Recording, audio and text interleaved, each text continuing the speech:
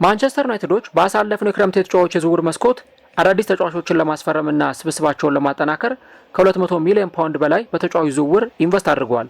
ብሪያም ምቤሞ፣ ቤንያሚን ሼሽኮ፣ ማቴዎስ ኩኛ፣ ሴኒ ላመንስ፣ ዲየጎ ሊዮን ማንቸስተር ዩናይትድን የተቀላቀሉ ተጫዋቾች ናቸው። ነገር ግን ማንቸስተር ዩናይትዶች አሁንም ስብስባቸውን ለማጠናከር አዳዲስ ተጫዋቾችን ለማስፈረም ይፈልጋሉ። በተለይም ደግሞ ማንቸስተር ዩናይትድን ወደ ቀደመ ስመገናነቱና ውጤታማነቱ ለመመለስ እንዲሁም ደግሞ ለአሰልጣኝ ሩበን አሞሪም ታክቲክ የሚሆኑ ተጫዋቾችን ለማስፈረም ማንቸስተር ዩናይትዶች በዝውውር መስኮቱ ላይ እንቅስቃሴን ያደርጋሉ ተብሎ ይጠበቃል። ታዲያ ማንቸስተር ዩናይትዶች ከጥቂት ሳምንታት በኋላ በሚከፈተው የጥር ተጫዋቾች ዝውውር መስኮት ላይ ተጫዋቾችን ያስፈርማሉ ወይ? ከዚህ ባለፈ ክለቡ ምን አይነት የዝውውር እንቅስቃሴዎችን በአሁኑ ሰዓት ላይ እያደረገ ነው የሚሉትን ጉዳዮች እስከ ቪዲዮ መጨረሻ ድረስ ከኛ ጋር አብራችሁ ከቆያችሁ ወደ እናንተ የምናደርስ ይሆናል። ሰላም ጤና ይስጥልን። የተወደዳችሁና የተከበራችሁ ውድ ቻናላችን ተከታታዮች እንዴት ናችሁልን? እግዚአብሔር ይመስገን እኔ በጣም ደህና ነኝ። የምትገኙት አራዳ ሜዳ ኦፊሻል ዩቲዩብ ገጻችን ላይ ነው። ለቻናሉ አዲስ ከሆናችሁ የዩቲዩብ ገጹን ሰብስክራይብ በማድረግና የደወል ምልክቷን በመጫን የቻናላችን ቤተሰቦች እንድትሆኑ የአክብሮት ግብዣችን ነው። ቪዲዮውን ደግሞ ስትጀምሩ ዩቲዩብ ፕሮግራሙን ለብዙዎች እንዲያደርሰው ላይክ ያደረጋችሁ መጀመራችሁን አስታውሱ። ይህ ፕሮግራም ቢያንስ 200 ወይም 300 ላይክ እንዲኖረው እንፈልጋለን። ስለዚህ ሁላችሁም ፕሮግራሙን ስትጀምሩ ላይክ በማድረግ ይሁን። የአራዳ ሜዳ ኮሜንታተር ተስፋ ወርቅ ሉል ሰገድ አብሬያችሁ ቆይታ አደርጋለሁ። እንግዲህ የዝውውር መስኮት ሊከፈት ጥቂት ሳምንታት ናቸውና የቀሩት በዝውውር መስኮቱ ላይ ያሉ ዜናዎችን እንመለከታለን። በተለይም ደግሞ እለት በእለት አዳዲስ መረጃዎች ሲኖሩ እነዛን ወደ እናንተ የምናደርስ ይሆናል። ከዚህ ባለፈ ደግሞ እንደዚህ አስፈላጊ በሚሆን ጊዜ የየክለቦቹን መረጃዎች እየከፋፈልን ለእናንተም ለማድመጥ እንዲመቻችሁ እነዛን ጉዳዮች የምናደርስ ይሆናል ማለት ነው። ቀደም ሲል እንግዲህ የአርሰናልን የዝውውር ጉዳዮች ስንመለከት ነበር። በዚህኛው ፕሮግራማችን ላይ ደግሞ የማንቸስተር ዩናይትድን የዝውውር ጉዳይ እንመለከታለን። እንግዲህ ማንቸስተር ዩናይትዶች ቅድም ያነሳዋቸውን በርካታ ተጫዋቾች ወደ ክለባቸው እንዲመጡ አድርገዋል። በባለፈውም የበጋው የተጫዋቾች የዝውውር መስኮት ማንቸስተር ዩናይትዶች ሲያደርጓቸው የነበሩ እንቅስቃሴዎች ነበሩ። ከዛ ደግሞ የክረምቱ የተጫዋቾች የዝውውር መስኮት ሲመጣ መጀመሪያ ላይ ዝግ ያለ ተሳትፎ ቢሆንም የነበራቸው በኋላ ግን እነ ሙቤሞን እነ ኩኛን እንዲሁ ደግሞ እነ ሴኒ ላመንስን አዳዲስ ተጫዋቾችን ክለቡ አስፈርሟል። ግን ደግሞ አሁንም እነዚህን ሁሉ ተጫዋቾችም ካስፈረመም በኋላም ቢሆን በክለቡ ውስጥ አዳዲስ አዲሽኖች ወይም ደግሞ አዳዲስ ተጫዋቾችን እንዲያስፈርም ይጠበቅበታል። በእርግጥ አሁን በባለፉት ሁለት የዝውውር መስኮቶች የበጋው የዝውውር መስኮትና ባለፈው ደግሞ የነበረው የክረምቱ የተጫዋቾች የዝውውር መስኮት ላይ ትልቅ ውሳኔዎችን ሲወስን የነበረው ማን ነው ወይም የትኛው አካል ነው የሚለውን ስንመለከት የቡድኑ ዳይሬክተር ወይም ደግሞ ዳይሬክተር ኦፍ ፉትቦል ጄዘን ዊልኮክስ በአጠቃላይ የስፖርቲንግ ዳይሬክሽኑን በደንብ ሲመሩ የነበሩ ሰው ናቸው። እንዲሁ ደግሞ የቡድኑ ቺፍ ኤክስኪዩቲቭ ኦማር ቤራዳ ደግሞ በጣም ትልቅ የሆነ ስራን በመስራት ትልቅ ሚናን በመወጣት ትልቅ ጫናን በዚህ የዝውውር እንቅስቃሴ ላይ ሲያሳድሩ እንደነበረም ጭምር ነው የተገለጸው። ከዚህ ባለፈ ደግሞ የቡድኑ ዋና አሰልጣኝ ሩበን አሞሪም ሲግኒፊካንት የሆነ ፋክተር እዚህ ቡድኑ ውስጥ እንዳላቸው ይነገራል።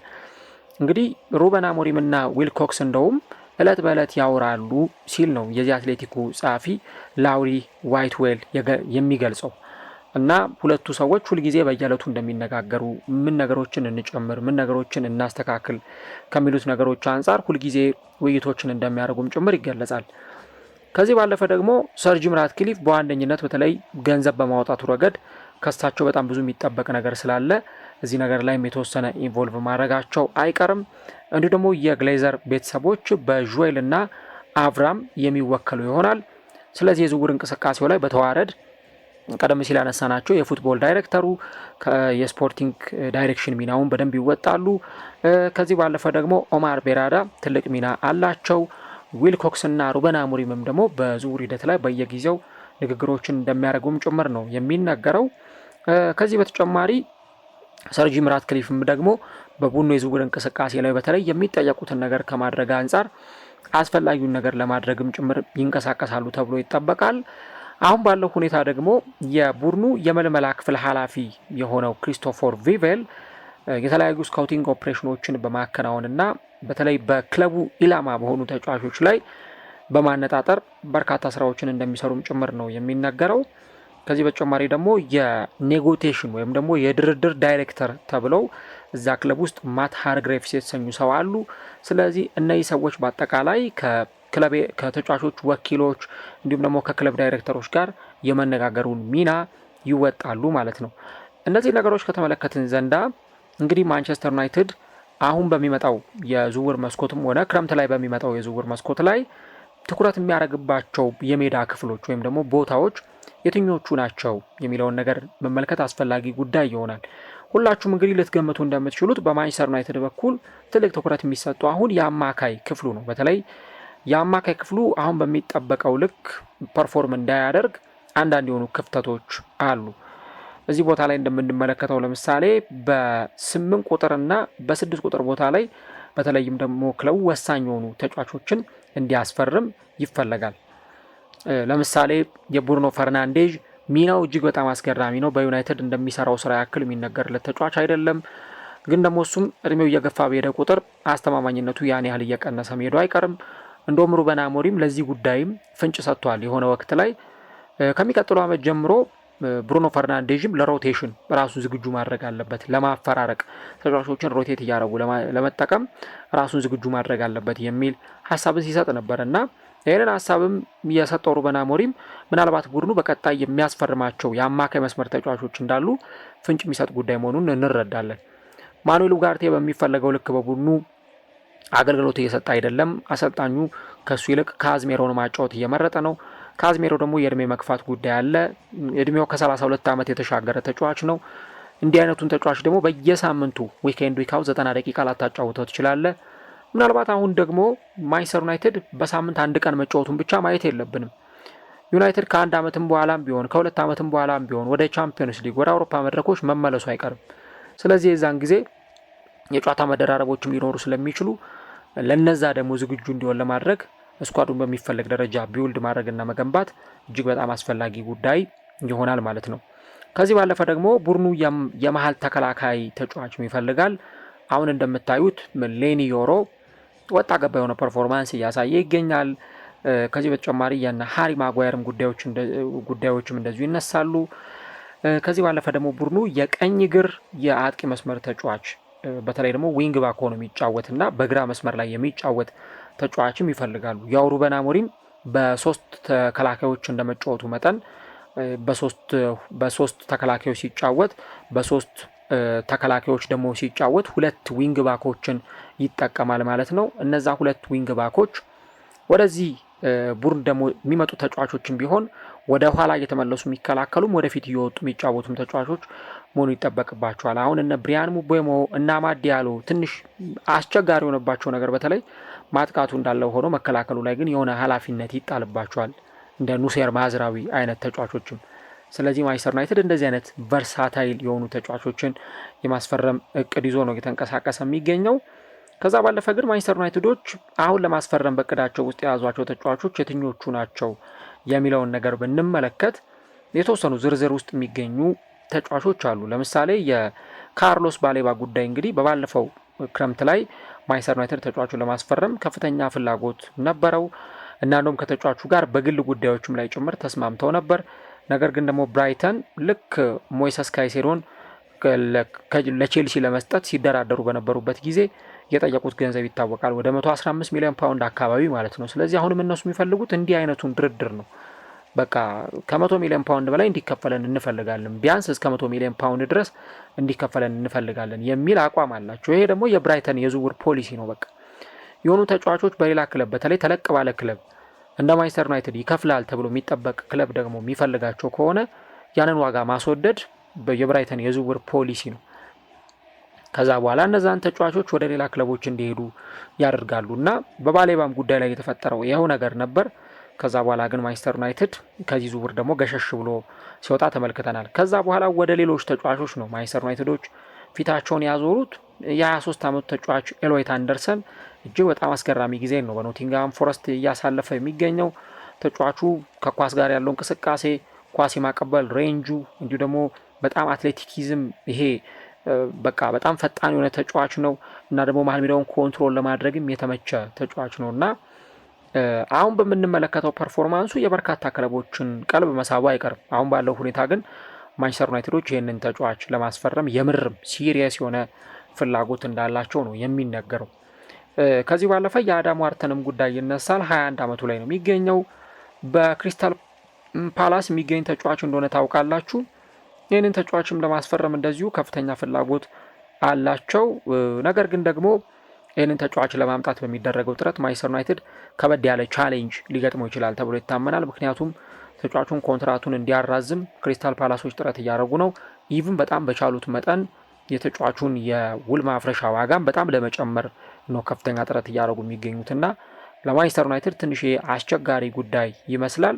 እና እንግዲህ እነዚህ ነገሮች በጥሬ ተጫዋቾች የዝውውር መስኮት ይሳካሉ ወይ? በተለይም ማንቸስተር ዩናይትድ በባለፈው የዝውውር መስኮት ሲያደርግ ከነበረው እንቅስቃሴ አንጻር እነዚህ ነገሮች ያደርጋቸዋሉ የራሱን የቻለ አጠያቂ ጉዳይ ነው የሚሆነው።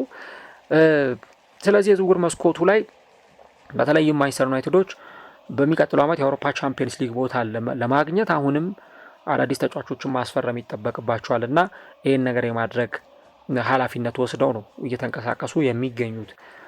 ከዚህ ነገር ባሻገር ሌሎች የምንመለከታቸው ጉዳዮች አሉ። ከክለቡ የሚለቁ ተጫዋቾች አሉ ወይ የሚለው አንዱ ራሱን የቻለ ጥያቄ ነው። እንግዲህ የኮቢ ማይኑ ጉዳይ አሁንም እንደገና በጠረጴዛ ዙሪያ ለንግግር ሰዎቹን የጋበዛቸው ነገር ሆኗል።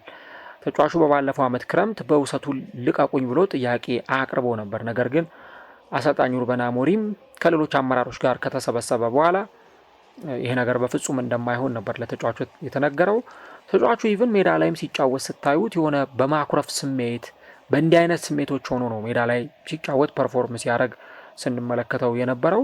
አሁንም ታዲያ ይሄ ጉዳይ በድጋሚ ይሄ የተቀሰቀሰ ይመስላል። ናፖሊ ተጫዋቹን ለማስፈረም ከፍተኛ ፍላጎት አሳይቷል። ኢቭን ተጫዋቹም ወደዛ ክለብ የመሄድ ፍላጎት እንዳለውም ጭምር ነው የተነገረ የሚገኘው። ምክንያቱም በቀጣዩ የዓለም ዋንጫ ላይ በእንግሊዝ ብሔራዊ ቡድን ስብስብ ውስጥ መካተት ይፈልጋል። ስለዚህ ለዛ ደግሞ ራሱን ለማሳየት ከማንቸስተር ዩናይትድ ለመውጣት ነው ያሰበው ተጫዋቹ። ከዛ ባለፈ ግን እንግዲህ ማንቸስተር ዩናይትድ ይህን ተጫዋች ለመልቀቅ ፈቃደኛ ይሆናል ወይ? ራሱን የቻለ አጠያቂ ጉዳይ ነው። ሌላው የማኑኤል ኡጋርቴ ጉዳይ ነው። ማኑኤል ኡጋርቴ እንግዲህ በማንቸስተር ዩናይትድ በቂ የሆነ የጨዋታ ደቂቃ እያገኘ አይደለም።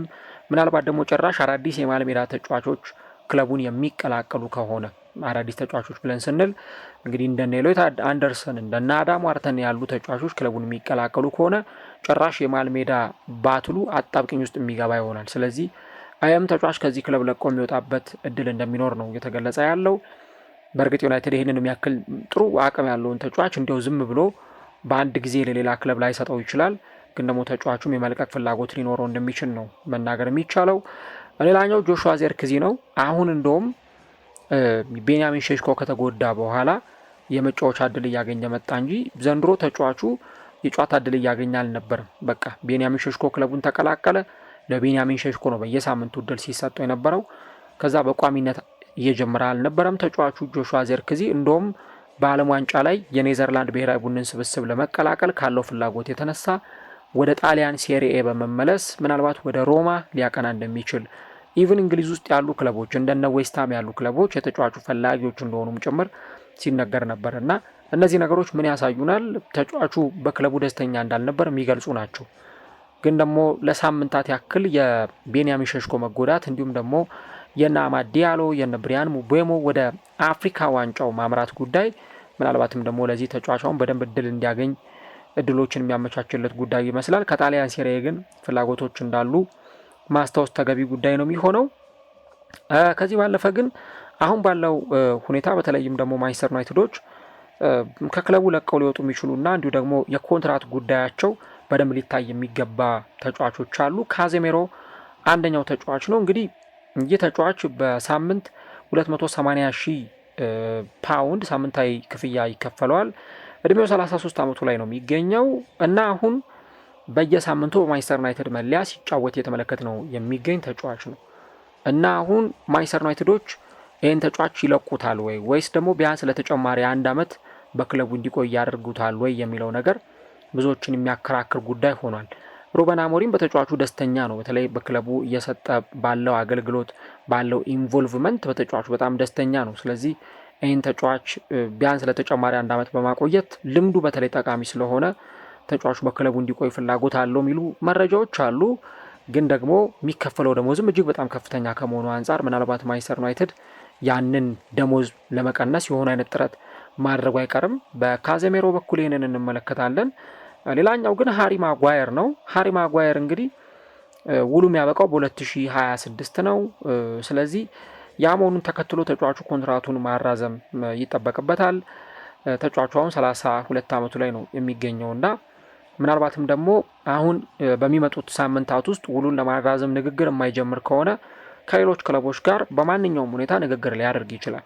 በቃ ፈቃድ ይሰጠዋል፣ ከሌሎች ክለቦች ጋር መደራደር ይጀምራል ማለት ነው። ስለዚህ ይህንን ተጫዋች የማቆየት ፍላጎት አላቸው ወይ የሚለው ነገርም በሃሪ ማጓየር በኩል የሚነሳ ሌላኛው አነጋጋሪ ጉዳይ ይሆናል ማለት ነው።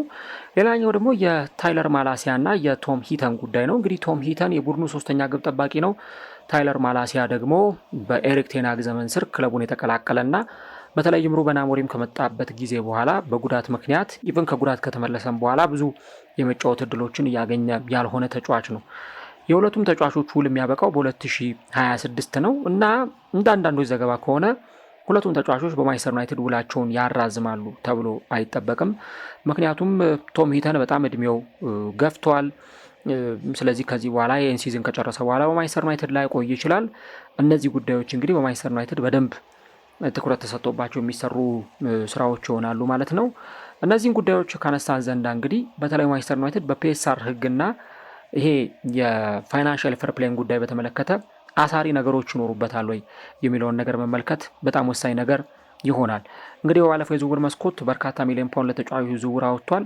ስለዚህ ይሄ ማክሲመም የሚባለው ሊሚቴሽን አለ። በተለይም ለሆነ የዝውውር መስኮት ላይ ለማውጣት የሚፈቀድ በጀት አለ። ከዛ ደግሞ በሆነ ዓመት ውስጥ የሚፈቀድ የኪሳራ መጠን አለና ያንን ሚት ማድረግ አስፈላጊ ነገር ነው የሚሆነው። ስለዚህ ማንቸስተር ዩናይትድ በባለፈው ከ200 ሚሊዮን ፓውንድ በላይ ለተጫዋቾች ዝውውር ያወጣ ክለብ ስለሆነ አሁን ባለው ሁኔታ እንደ ልቡ ክረምት ላይ ሲያደርግ እንደነበረው 3ም 4ም ተጫዋች ለማስፈረም እንደ ልቡ ላይ እንቀሳቀስ ይችላል።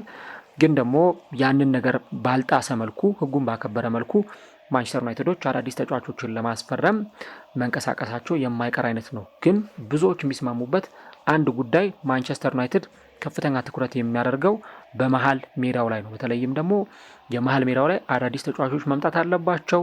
እንዲሁ ደግሞ ዊንግ ባክ ሆኖ መጫወት የሚችሉ ተጫዋቾች በዚህ በዊንግ ባክ ቦታ ላይም ተጫዋቾችን ማስፈረም ይፈልጋሉ። ኢቨን ቤንያሚን ሼሽኮ ተጎድቷል። በዚህ ቦታ ላይም አሁን ጆሹዋ ዚርክዚ ነው ሊጫወት የሚችለውና እዚህ ቦታ ላይ ምን አይነት አማራጮች ሊኖራቸው ይችላሉ የሚሉትን ነገሮች ማንቸስተር ዩናይትዶች መመልከታቸው አይቀርም። የዝውውር መስኮቱ ላይ እንግዲህ በማንቸስተር ዩናይትድ በኩል እነዚህን ነገሮች እናነሳለን። እስቲ እናንተስ ምን አይነት ሀሳብ አላችሁ? ማንቸስተር ዩናይትድ የትኞቹ ቦታዎች ላይ ተጫዋቾችን ያስፈርም? እንደ ማንነስ ቢያስፈርም ትመርጣላችሁ? ኮሜንት ላይ የገባችሁ ሀሳቦቻችሁ ልታጋሩን ትችላላችሁ። በእርግጥ የማንቸስተር ዩናይትድ ችግር በአንድ የዝውውር መስኮት ብቻ የሚፈታ ላይሆን ይችላል። ምናልባትም 2ም 3ም የዝውውር መስኮት ሳያስፈልግ አይቀርም። ግን ደግሞ እንደዛም ቢሆን ወሳኝ የሆኑ ዝውውሮች ማድረግ አስፈላጊ ነው። ፕላስ ደግሞ ለየት የሚያደርገው ለሩበን አሞሪም አጫወት የሚሆኑ ተጫዋቾች ክለቡን መቀላቀል ይኖርባቸዋል እና ያን ደግሞ ከማድረግ አንጻር ክለቡ በራሱ በያዘው ስትራቴጂ መቀጠሉ አይቀርም ማለት ነው። እነዚህ ነገሮች እንመለከታለን። ማንቸስተር ዩናይትድ ግን በበጋው ተጫዋቾች የዝውውር መስኮት ምናልባትም ቶፕ 6 ላይ ካሉ ክለቦችም በላቀ ሁኔታ በዝውውር መስኮት ላይ በከፍተኛ ሁኔታ ይሳተፋል ተብሎ የሚጠበቅ እግር ኳስ ክለብ ነው ማለት ነው።